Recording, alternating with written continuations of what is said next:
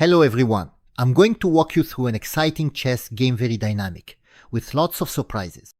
The player with the white pieces is named Jacob Drilling, he's a Belgian player, and he starts with the pawn to e4. And the player with the black pieces is Jules Moussard. He's currently the French champion, and he plays c5, the Sicilian Defense. So the opening is quite standard. Knight to f3 to support the d4 push, pawn to d6, pawn to d4. Capture on d4, knight recaptures on d4. Knight comes to f6 to attack the e4 pawn, and knight to c3 to defend it. And here, black plays the pawn to a6. This is what's called the Najdorf variation of the Sicilian defense. The idea behind the pawn on a6 is to take away the b5 square from the white pieces, especially the bishop, which won't be able to come there, or the knight a bit later. And the pawn on a6 can support the b5 push. And that's very useful for black, because it can threaten b4, driving away the knight to weaken the protection of the pawn on e4, especially if white is aiming for a kingside castle. The b pawn could join the attack. And then advancing the b pawn also frees up the b7 square for the bishop, which could be useful. But here, the player with the white pieces has a little surprise in store for us. You see, the usual moves here are more about developing the bishop, with moves like bishop to e3, bishop to g5, bishop to e2, or bishop to c4. But here, the player with the white pieces is going to play knight to b3. He pulls back his knight even before black tries to drive it away with the pawn push to e5. So why does he play this move? He's actually waiting for black to play e5, because in the Najdorf variation, e5 is usually played, for example, with the bishop on e6. But here, he's not afraid of the pawn push to e5. So Jules Moussard isn't going to play this e5 push. Instead, he'll play e6. But we'll see why he doesn't play e5. If black plays e5 immediately, since white has already moved their knight back, they can start playing to control the d5 square, which is a weak square because there's no pawn to control it. And it's a central square. If white manages to take control of this square, they'll get a great position. And this square is a light square. So the idea is to exchange the dark squared bishop for the knight, and then play for the light square on d5. And if black plays bishop to e6, we can exchange on f6. If, for example, the queen recaptures to try to keep the pawn structure intact, then the knight on b3 will immediately jump to a5 to attack the b7 pawn, but its real target isn't to attack the b7 pawn. You'll see that it's actually to reposition itself on c4. For example, if the black queen returns to d8, capturing on b7 would be a mistake for white, because there would be queen to b6, and the knight would be trapped in that position, unable to escape. Instead, the knight comes back to c4. As white, we're not afraid of an exchange because it would weaken black's control over the light squares, and on top of that, give white a fantastic light squared bishop. And then this knight on c4 attacks the pawn on d6, and can sometimes jump to b6 if black isn't careful about that square. If the knight is chased away, for example by a push to b5, the knight could reposition itself on e3, from where it could later move to d5, giving triple control over that square. And why not even bring the bishop to c4 as well?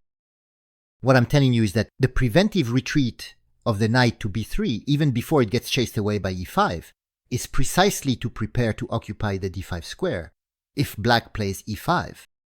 And that's why Jules Moussard doesn't play e5, he plays e6. He wants to keep control of the d5 square. So white plays bishop to e3.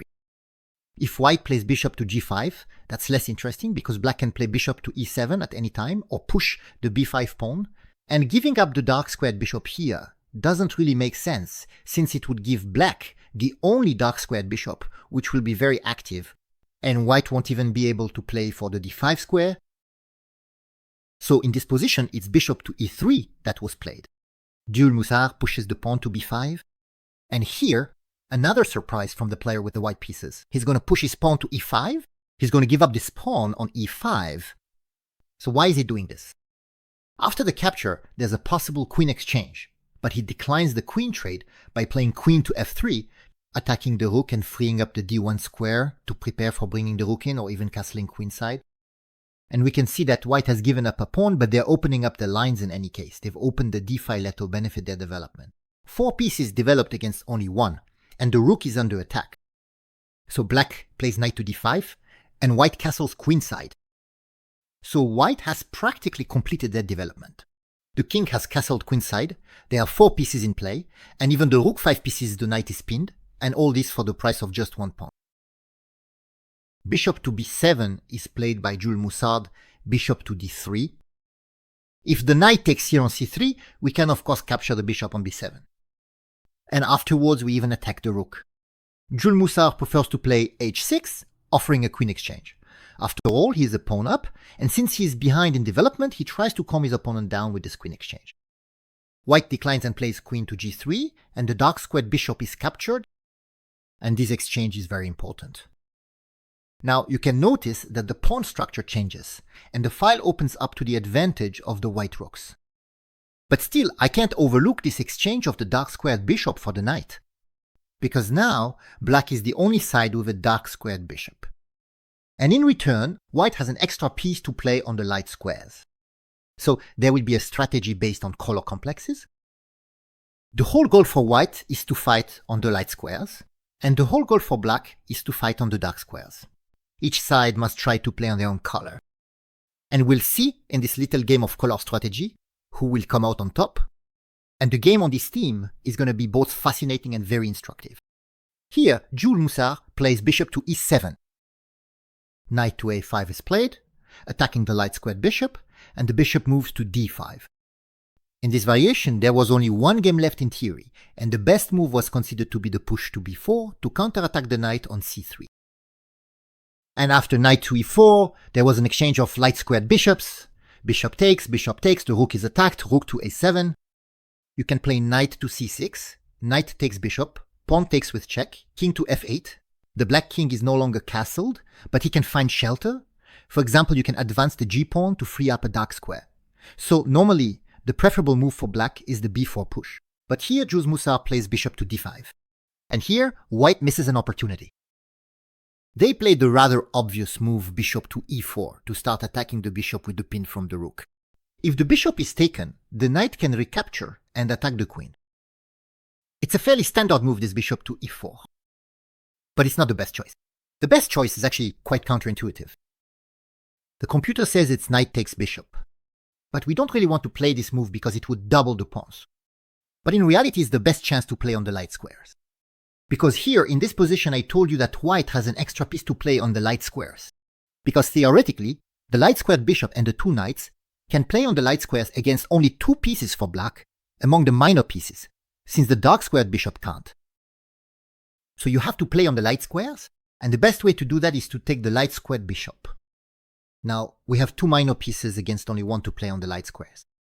And why does this allow us to play on the light squares? Because capturing the pawn opens up this diagonal with the c8 square, and now white could play queen to h3, but not right away. First play rook to f1 to put the rook on the file, attack the queen and the f7 pawn, which is on the light square. And for example, if black offers a queen exchange by playing queen to g5, then queen to h3. This prevents black from castling kingside because there would be mate, and then the queen is looking to enter on c8. If the knight comes to d7, then bishop to e4. Another brilliant move to play on the light squares. If the pawn takes, it allows the queen to capture the knight with check. But the bishop also comes to attack the d5 pawn, with the rook in its sides. And then, if the bishop takes on d5, it will attack the f7 pawn. And the pawn on h7 is also under attack. And we can see how white manages to attack everywhere on the light squares, while black's play on the dark squares is at a standstill. There is of course this pressure on e3, but it's just a single point of pressure compared to the many threats white has. But it's very hard to consider this move, knight takes d5, which will ultimately restore black's pawn structure. But as I just showed you, it will allow white to launch play on the light squares. So the player with the white pieces here doesn't consider taking on d5. Instead, he plays bishop to e4, which is a somewhat more natural move. Bishop takes, knight takes, attacking the queen moves to g6, once again offering a queen exchange. The opponent declines, queen to f3, with the rook in his sights. One might consider moving the rook to s7, but once again there could be play on the white squares with knight to c6. This knight comes into c6, because after the knight is taken, you could then play knight to d6 check and win back the knight with an attack on the king. Look, knight takes, knight to d6 check, and after bishop takes, queen takes c6 check, and you win back the bishop, with the black king out of castling and the rook exposed. So in this position, what will Jules Moussard, the French champion, do? He decides to castle kingside. He leaves the rook on a8 to its fate. So knight to f6 check, bishop takes, and queen takes 8. He has just lost the exchange. But in chess, you have to recognize not only what you lose, but also what you gain. And of course, Jules Moussard has lost the exchange, meaning he has only one rook against two, but he's the sole possessor of the dark square bishop. And if he manages to play on the dark squares, then he will have at least some compensation in the position. And also, this is a position with opposite side castling, where the attack on the kings takes precedence. And look at what Jules Moussard plays e4. It seems obvious because it unleashes the power of the dark squared bishop, but the e4 pawn, protected by the queen, will cut off the white queen's retreat and the defense of the g2 pawn, which is under attack.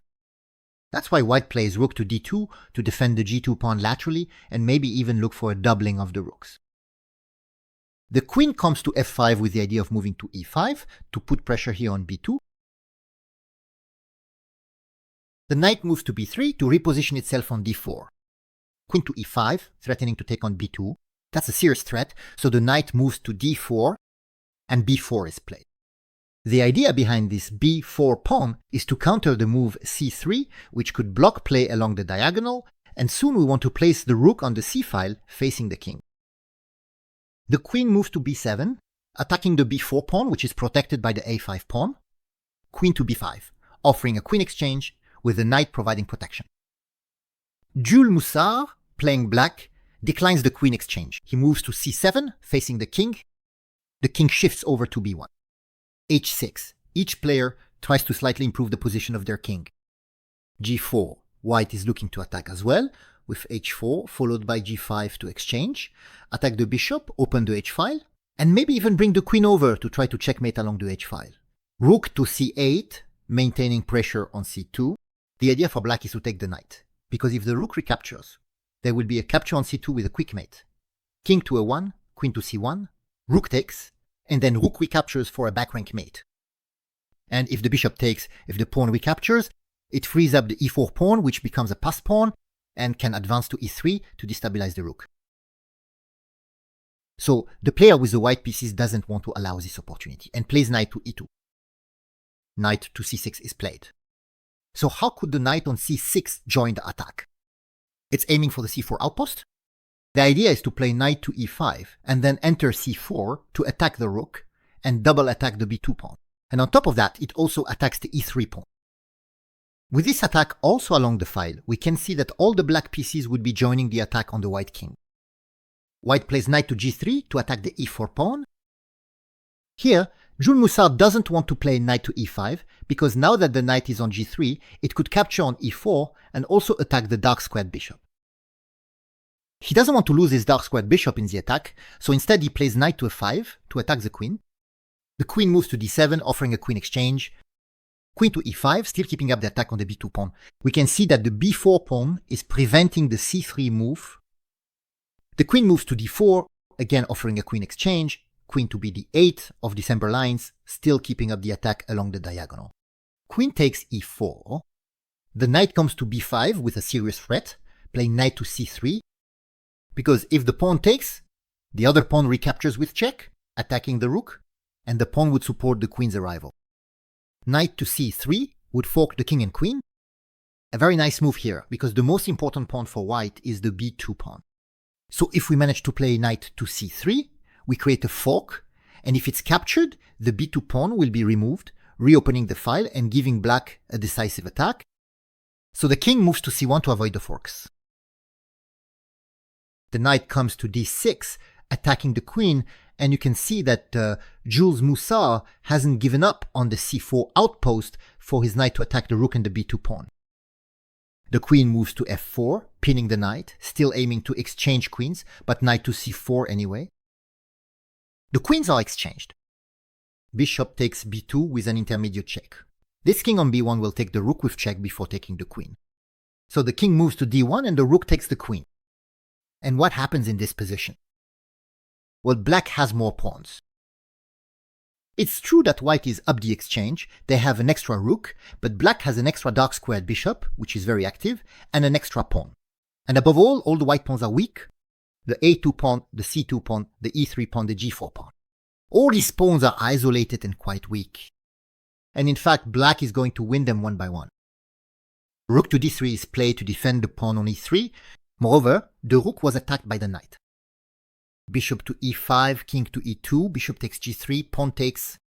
And this exchange of the bishop for the knight further ruins white's pawn structure, with an isolated pawn on a2, an isolated pawn on c2, an isolated pawn on e3, and an isolated and doubled pawn on g3 and g4. The black pawn structure is chaotic. Knight to e5 attacks the rook and the g4 pawn. The rook moves to d2. Rook to c8. The idea is also to enter on c3, put pressure on e3, have knights take on g4, which could attack e3, but also possibly come to a3 to attack the pawn on a2. And we can see how the white rooks are unable to find any activity. There is really no play for the white rooks. Well, there is still rook to d1 on the file. Rook to c3, rook to d8 check, the king moves to h6. He can also come out and go attack, eliminate the white pawns to get a passed pawn, or even several. If we manage to eliminate the g2 and g3 pawns, we get two distant passed pawns.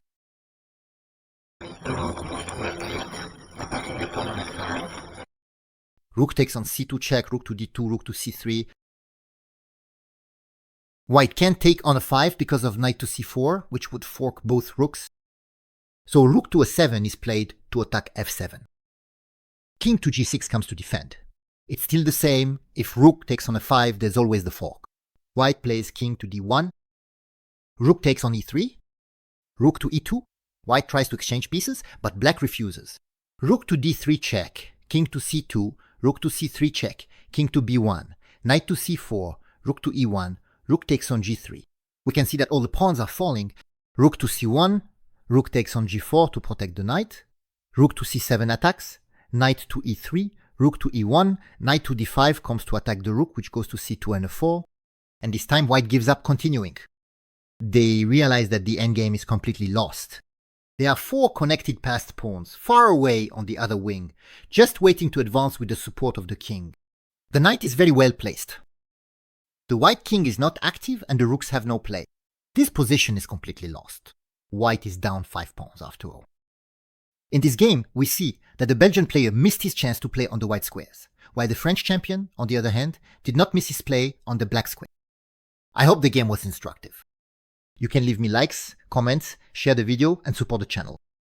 We'll meet again soon for the next part of this adventure, because this game was played in the second round of the La Plagne tournament. You know that right now, I'm covering the progress of this La Plagne tournament. And if you haven't seen the first video from the first round, which was also a totally crazy game, you can click on the link above. Goodbye everyone.